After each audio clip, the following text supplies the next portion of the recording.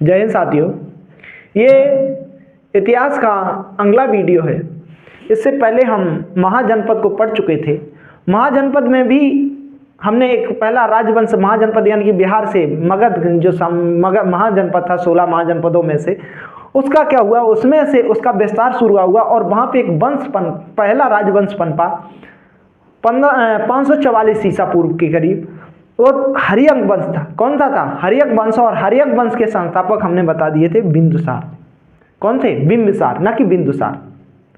अब बिंदुसार हम आपको आगे बताएंगे। हर्यक वंश पहला ही शासक, पहला राजवंश हुआ हर्यक वंश, और हर्यक वंश के संस्थापक थे बिंबिसार। बिंबिसार का बता दिया था। बिंबिसार ने अपना जो क्षेत्र पहला अगर जो महाजनपद जीता था, वो अंग को अपने में मिलाया था।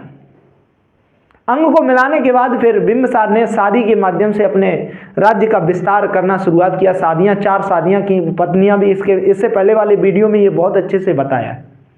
अगर आपको समझना है तो इससे पहले वाला वीडियो आप बहुत ध्यान से देखें और उसके बाद इस वीडियो को देखें। अब आगे देखते हैं। कुछ तो इसने शादी के माध्यम से, अपना विवाह के माध्यम से अपना क्षेत्र बढ़ाया बिंबिसार ने।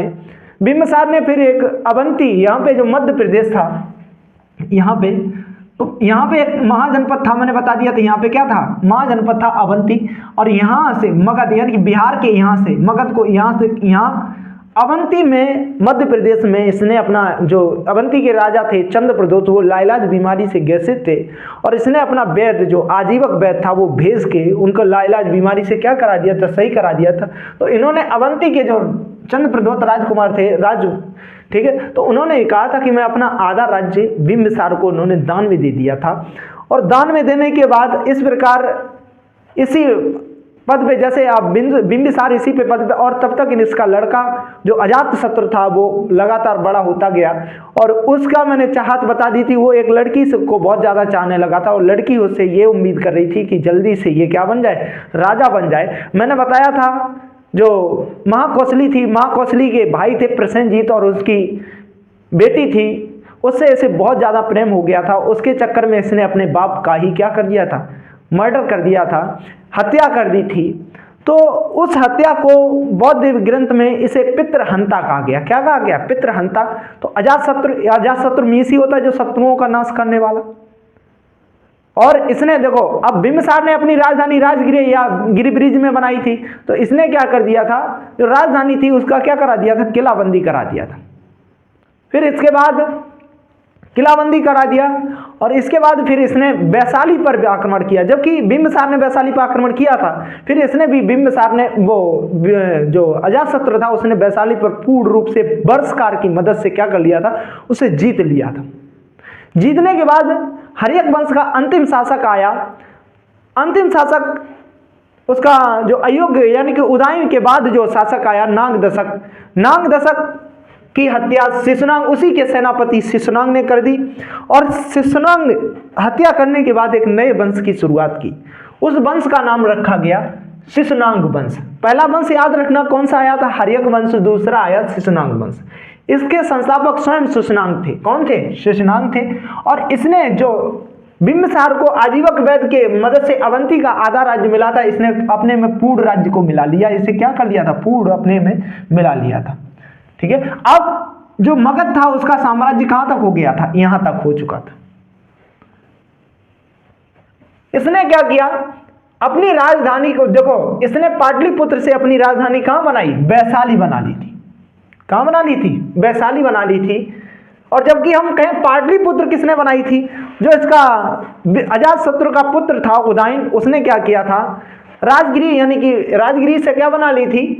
पाटलिपुत्र अपनी राजधानी बना ली थी। तो अब इसने क्या किया? यानी कि शिशुनाग ने अपनी राजधानी को चेंज किया और पाटलिपुत्र से इसने वैशाली को अपनी राजधानी बनाया।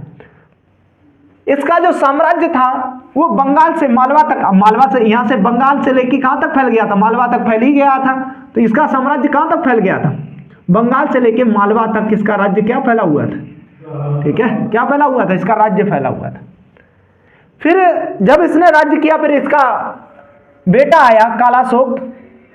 कालाशोक यानी कि शोकों का काल, जिसे कहा गया शोकों का काल, शोकों को काल यानी कि काला शोक को जैसे अजात शत्रु को बता दिया था, यानी कि जिसका कोई शत्रु ना हो, शत्रुओं का नाश करने वाला कोई, क्या बता दिया था, अजात शत्रु। इसके बाद इसका शिशुनाग वंश का अंतिम शासक अंगला शासक काला शोक आया, शोकों का काल करने वाला।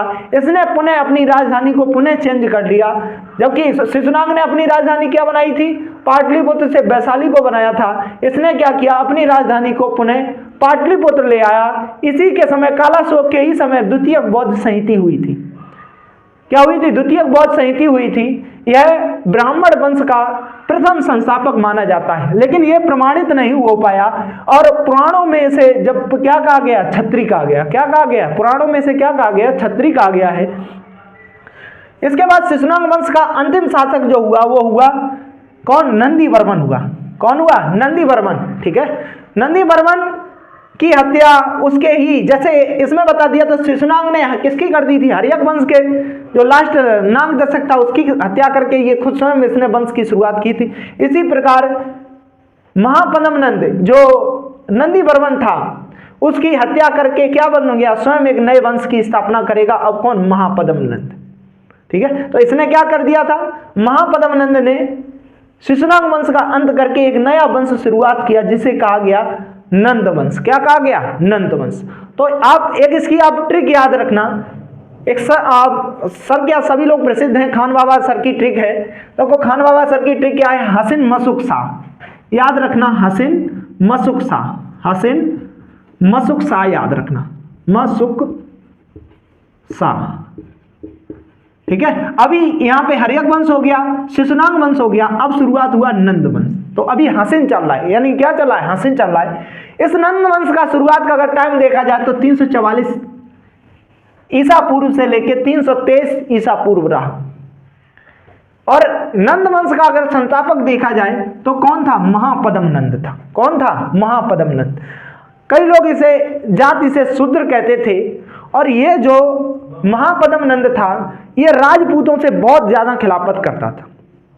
अब ऐसा नहीं था कि इसके राज्य में राजपूत नहीं थे, राजपूत इसके राज्य में थे, महापद्म नंद के राज्य में राजपूत थे, लेकिन ये राजपूतों को हमेशा अग्रणी सेना में रखता था, हमेशा जब भी राजपूतों को आगे लड़ा देता था। तो इसी कारण इसे क्या कहा गया, राजपूतों का विनाश यानी कि सर्व छत्रांशक कहा गया। इसे क्या कहा गया, सर्व छत्रांशक कहा गया। ये राजपूतों से बहुत कह सकते हैं कि यानी कि जलता था। कौन, राजपूतों से कौन जलता था, महापद्म नंद। तो पहला वंश, इसके पहला बता दिया हर्यक वंश के संस्थापक बिंबिसार बता दिए थे। बिंबिसार के बाद अगला वंश आया, क्या बताया, शिशुनाग। इसका शिशुनाग ही स्वयं था। ठीक है, सुना। अब आ गया नंद वंश, और नंद वंश के संस्थापक महापद्म नंद थे। कौन थे, महापद्म नंद थे। ठीक है, तो महापद्म नंद को ही क्या कहा गया है, राजपूतों का विनाश करने वाला, इसे सर्व छत्रांश कहा गया। क्षत्रियों का विनाश करने के कारण इसे क्या कहा गया, द्वितीय परशुराम का अवतार भी कहा गया। क्या कहा गया, द्वितीय परशुराम का अवतार भी कहा गया है। कई में इसकी जाति जो मिलती है वो क्या मिलती है, नाई मिलती है। क्या मिलती है, नाई। और इसका एक प्रधानमंत्री था अमात्य राक्षस। अमात्य राक्षस, इसका नाम वैसे तो विष्णुगुप्त था, इसका अमात्य राक्षस इसका बहुत ही ज्यादा होनहार प्रधानमंत्री यानी कि मंत्री था। और इसी के समय केंद्रीय शासन पद्धति का शुरुआत हुआ था। क्या हुआ था, केंद्रीय शासन पद्धति का किसके समय, नंद वंश के समय महापद्म नंद ने इसकी स्थापना की थी। ठीक है, तो अब ये राजपूतों से क्या करता था, बहुत ज्यादा नफरत करता था, राजपूतों को अग्रणी सेना में रखता था, ज्यादातर राजपूतों को मरा कुचा देता था। क्षत्रियों का क्या करिया, नाश करने के कारण इसे, राजपूतों क्षत्रिय नाश करने के कारण इसे द्वितीय परशुराम भी कहा गया। इसका प्रधानमंत्री अमात्य राक्षस था। केंद्रीय शासन पद्धति का इसका क्या कहा जाता है, जनक कहा जाता है। और इसके वंश के धन की जानकारी जो है वो चीनी यात्री ह्वेनसांग के माध्यम से मिलती है। किसके माध्यम से मिलती है, ह्वेनसांग के माध्यम से मिलती है। इसका एक दोस्त था, महापद्म नंद का एक दोस्त था, उस दोस्त का नाम पाणिनि था। पाणिनि तो आप लोगों ने सुना होगा, जिसने हिंदी व्याकरण पूरा रचित किया है। वो किसका, महापद्म नंद का क्या था, दोस्त था। और महापद्म नंद का दोस्त था। इसने अपनी राजधानी कहां, राजधानी पाटलिपुत्र से कहां, पाटलिपुत्र बनाई थी। कहां बनाई थी, पाटलिपुत्र बनाई थी। ठीक है, कहां बनाई थी, पाटलिपुत्र। जबकि मैंने यहां पे बता दिया था, इसने किसने, कालाशोक ने अपनी राजधानी के पुनः पाटलिपुत्र ही रखा था। ठीक है, द्वितीय बौद्ध संहिता हुई थी। और फिर आ गया था अंतिम शासक, फिर इसने, इसके बाद कौन आ गया था, अंतिम शासक आ गया था। अंतिम शासक के बाद इसका अंतिम शासक यानी कि शिशुनाग वंश का अंतिम शासक आया था, वो नंदी वर्मन आया था। नंदी वर्मन की हत्या करके महापद्मनंद ने नंद वंश की स्थापना की और इसे राजपूतों का विनाश किया। यह सब मैं बता चुका हूं। इसका मित्र पाणिनि था जिसने क्या व्याकरण की रचना की है और राजधानी को इसने कहा पाटलिपुत्र ही रखा। और जब इसने कलिंग, आज के जमाने में जो उड़ीसा वाला राज्य है, यहाँ पे जो उड़ीसा वाला राज्य है, इसे इसने जीत कर क्या किया, कलिंग को जीत कर इसने एक उपाधि धारण की थी। वो क्या थी? एकराट की। किसकी उपाधि की थी धारण? एकराट की उदाहरण। कलिंग को जीतने के महापद्म ने कलिंग को जीतकर एक उपाधि धारण की थी जिसे एकराट की उपाधि कहा। क्या कहा? एकराट की उपाधि कहा। इसने राजधानी अपनी पाटलिपुत्र, लेकिन कलिंग को यानी कि उड़ीसा को जीतकर इसने क्या एकराट की उपाधि क्या प्राप्त की। और यह कलिंग को पूरी तरह से नहीं जीत पाया था। कौन? महापद्मनंद। ठीक है, कलिंग को क्या किया था? पूरी तरह नहीं जीत पाया था। इसका जो द्वितीय शासक आया वो पांडुक आया। पांडुक कोई होनहार शासक नहीं था, इस कारण इसका नाम क्या कर देते हैं? काट देते हैं। इसका अगला शासक आया है घनानंद। कौन आया है? घनानंद। घनानंद बहुत ही क्रूर शासक था, कह सकते हैं बहुत अयासी यानी कि नशेड़ी भी आदमी था। ये बहुत दारू वारू पी के आराम से बहुत ऑर्केस्ट्रा वगैरह वगैरह देखता रहता था, लड़कियों डांस वांस सब कुछ देखता रहता। लालची इतना था कि अपनी जनता पर लगातार तरह तरह के टैक्स लगाता ही रहता था। वो था घनानंद। ये धन संग्रही, इस कारण तरह तरह के टैक्स लगाने के कारण क्या था? धन संग्रही था। अच्छा, क्या इसी के समय जो विदेशी आक्रमण हुआ था उसमें यूनानी जो आक्रमण सिकंदर आया, उसने इसी के समय क्या किया था? आक्रमण किया था। मैंने आपको बताया था यहां पे तक्षशिला में, यहां पे दो महाजनपद पहले आपको बताए थे। एक कंबोज बताया था, एक कंबोज यानी कि क्या बताया था? जिसकी राजधानी क्या बताई थी? हाटक बताई थी। और उसके बाद एक दूसरा यहाँ पे महाजनपद बताया था, वो था गंधार। गंधार की राजधानी क्या थी? तक्षशिला। अब गंधार के राजा कौन थे? आम्बिक ने इसकी क्या कर ली थी? यहाँ पे अपनी हार इससे क्या कर ली थी? सिकंदर से अपनी हार को स्वीकार कर लिया था। और उसके बाद जब क्या हुआ? इसके बाद जब यहाँ पे ये बढ़ा तो यहाँ तक्षशिला में राजा पोरस थे, झेलम नदी के किनारे। सिकंदर और राजा पोरस की बहुत भयानक लड़ाई हुई और भयानक लड़ाई होने के बाद राजा पोरस यहाँ पे क्या हुए? हार गए। लेकिन राजा पोरस के सिकंदर उनके युद्ध और साहस को देखकर बहुत खुश हुआ और सिकंदर ने कहा कि तुम ऐसा करो कि हम तुम्हें अपना। अब लास्ट में जब इसने पोरस को पकड़ लिया, पोरस से कहा कि अब बताओ तुम्हारे साथ क्या किया जाए। तो उसने कहा कि जैसे राजा के साथ व्यवहार किया जाता है वैसा नॉर्मली हमारे साथ भी व्यवहार किया जाए, राजा पोरस ने कहा। तो उन्होंने उनकी बहादुरी देखकर, राजा पोरस की बहादुरी देखकर इसने ये कहा कि हम आपको अपने, अब हम पहली बात तो सिकंदर ये नहीं था कि सिकंदर पूरे विश्व को जीतना चाहता था। विश्व में जो उसके जानकारी का एरिया था उसे क्या करना चाहता? जीतना चाहता था। तो वो जीत के जो वहां पे था उसी को शासक बना देता था। ऐसे ही इसने पोरस को क्या बना दिया? शासक। अच्छा, ये सब बातें नोटिस कर रहा था चाणक्य। चाणक्य तक्षशिला का बहुत ही अध्यापक, बहुत ही होनहार टीचर था और उसे ये खबर लगी कि राजा ये आगे बढ़ेगा। यहाँ पे एक नदी बहती थी, ब्यास नदी। ब्यास नदी को ये पार नहीं कर पा रहा था। अब बाढ़ चल रही हो या ब्यास नदी पे आके ही आराम करने लगा था। तब तक चाणक्य एकदम दौड़ के आया और घनानंद के पास आया। घनानंद तब बहुत ही ज्यादा नशे के साथ अपने जो महल था उसमें आनंद ले रहा था। तरह तरह की नेत्र जो नाच करने वाली नाच देख रहा था और नशा बैठा हुआ था।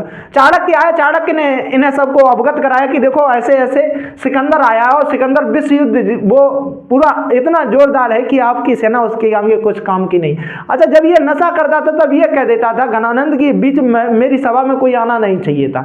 और ऐसे में क्या करता है घनानंद जो है, वो घनानंद बैठा हुआ है और इसके जो राज्य में जो चाणक्य है वो आते हैं और चाणक्य कहते हैं देखो ऐसी ऐसी बात है और सिकंदर जो है बहुत ज्यादा ताकतवर है और वो आप पे आक्रमण करेगा और इससे जीतने के बाद ये वाला भाग उसने जीत ही लिया तो यहाँ तक का जो मगध का भाग है ये पूरा क्या कर लेगा? जीत लेगा। जीतने के बाद उस वक्त उसका क्या हो जाएगा? पूरा कब्जा हो जाएगा। और ये सब बातें जैसे ही घनानंद को बताया तो घनानंद खुद अपने नशे में था। उसने चाणक्य को बुलाया, कहा इधर आओ, तुम बहुत ज्यादा ज्ञान धार रहे हो, तुम बहुत बड़े टीचर बन रहे हो। चाणक्य ने आके इसने चाणक्य का अपमान किया। कहा जाता है इसने चाणक्य के अपने सैनिकों के द्वारा थप्पड़ अप्पड़ कहने की बात आ गई थी, मारा वगैरह वगैरह, दंडित भी करवाया। लेकिन चाणक्य को बहुत ज्यादा इंसल्ट करने के बाद चाणक्य ने इसी के महल, घनानंद के महल में अपनी चोटी को खोल दिया था। कहा घनानंद, जिस दिन मैं तुझे पराजित नहीं कर दूंगा और तेरा हम नाश नहीं कर दूंगा तब तक हम अपनी शिका को नहीं बांधूंगा। यह सब हम अब अगले वीडियो में आपको पूरे अच्छे से विदेशी आक्रमण और घनानंद को अच्छे से समझाने वाले हैं। ये इतिहास का इसके बाद अगला वीडियो आने वाला है। अगर आपको यह वीडियो पसंद आ रहा है तो वीडियो को लाइक अवश्य करें, लाइक करने के बाद शेयर करें और हमारा सपोर्ट अवश्य करें। जो ये स्लाइड बनी होती है जो हम लिख लेते हैं, इसका आप स्क्रीनशॉट ले लिया करें। हम आप इसका आप स्क्रीनशॉट ले लें। सभी को हमारा जय हिंद। अब अगला वीडियो हम जल्दी अभी अपलोड करने वाले हैं।